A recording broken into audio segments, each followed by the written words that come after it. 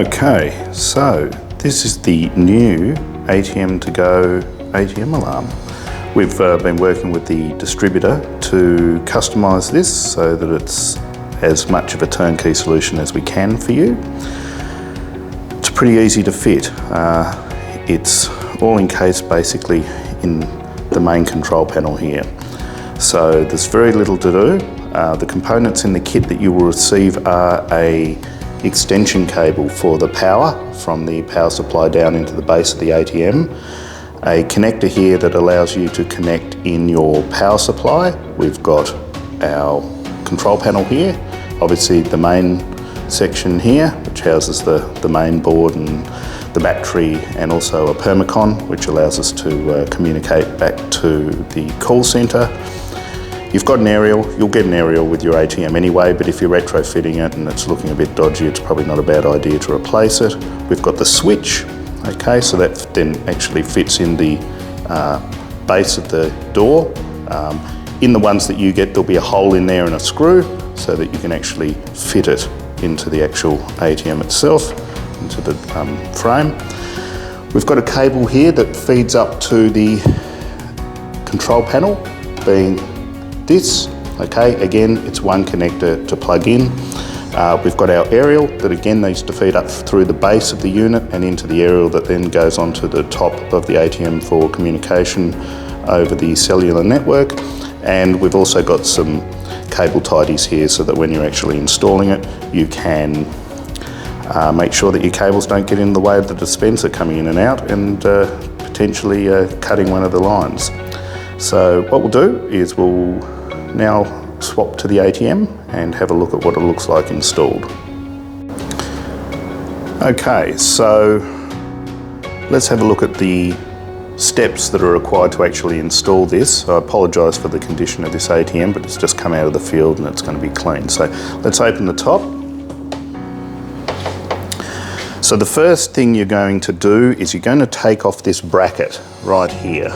Okay, so that's basically just a cable housing that keeps them all firmly connected down to the base level. You really don't need it. So there's one Phillips head screwdriver screw there, and then underneath here there are 3 nuts that you'll need to undo. Pull this unit out and chuck it away. So now we swap to one that has had that bracket removed. You can of course refit that if you wish to, but we don't bother. So essentially, what we need to do is, once the alarm panel is in the base of the unit, and I'll show you that in a moment, that you feed 2 cables up. One will be the power cable that I discussed previously that plugs into your control panel, and the other one will be your aerial cable that then ends up being on the outside of the machine. Once you feed those cables up from the bottom and into there, that's the end of this section for you.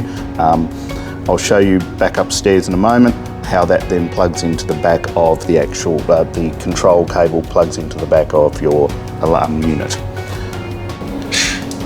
So this is the alarm unit in situ, actually in the machine. You'll notice when you have a look in here that we've utilised these cable tidies here to try and keep everything nice and out of the way. Your alarm box sits at the bottom. Those 2 cables that I spoke about are fed up normally on the right hand side using an additional cable tidy and then into the existing wiring loom as it goes up. And this is here where your switch is. Now the first edition of these we were Boston glue gunning the switch. However, we were finding that came off. So if you remember that bracket that I spoke to you about before that comes fitted to this, you'll notice this hole here has a screw. So you fit it up behind that and you screw the screw into the front, and then that holds that firmly in place. How we attach the actual physical plastic housing to the base of the unit is we clear it with, clean the base of the unit with alcohol, isopropyl alcohol, and we use a Boston glue gun to glue. I'll show you upstairs, but there are 4 feet at the bottom of this. We glue it, sit it down, and that'll hold it in place. Likewise, in the top unit, we do the same for the alarm panel itself. There are 4 spots on there where it can be screwed in. It doesn't need to be screwed in. If you put a liberal amount of Boston glue stick underneath it, push it down, it'll stay there and not cause any problems. So essentially, that is as hard as it gets. After you've done your installation, you need to send us through the ATM ID and also to these codes. And how we do that is you put the first one first, you put a slash in there, and then you follow up with the final code there. And that is what the back to base monitoring service uses to identify the location of your machine. We do have a form that we will distribute upon request, and that is the form that you need to fill out to send to the monitoring company so that they can identify the phone numbers, etc., to call in the case that the alarm's activated. So when we're talking about the gluing points, on the back there you can see that there are 4 mounting slots. If you really wanted to, you could actually drill or screw it into the base of the top of the ATM. We don't feel that that's necessary, so both those spots there. And also too, on this one here, if we turn this over, I haven't got it done up properly, you'll notice that we have, again, 1, 2, 3, 4. The reason you need to glue there is because these are slightly raised. If you just glue straight onto the box itself, you'll find that it won't actually adhere to the bottom of the ATM correctly.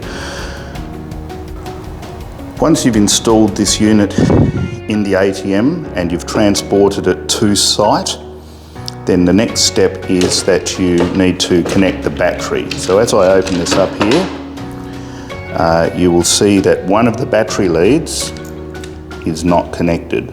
So it's very important so that you've got your battery backup, and the system will throw an error if you don't plug this in. Once it's installed, plug the unit in, okay? And you'll notice that we're in business. Once that's done, you simply obviously put the back on. There are a couple of clips on this side, so you put it in on an angle to make sure that those clips feed up under here, and then screw it back together, and you are done. Your ATM is now fully alarmed. Right, well, the next stage then is to actually connect up your panel. And that's super simple. Once the cables have come up through the base of the ATM, you'll be getting your pin pad cable and literally plugging it into that slot there. It just plugs straight in and boom, you're done.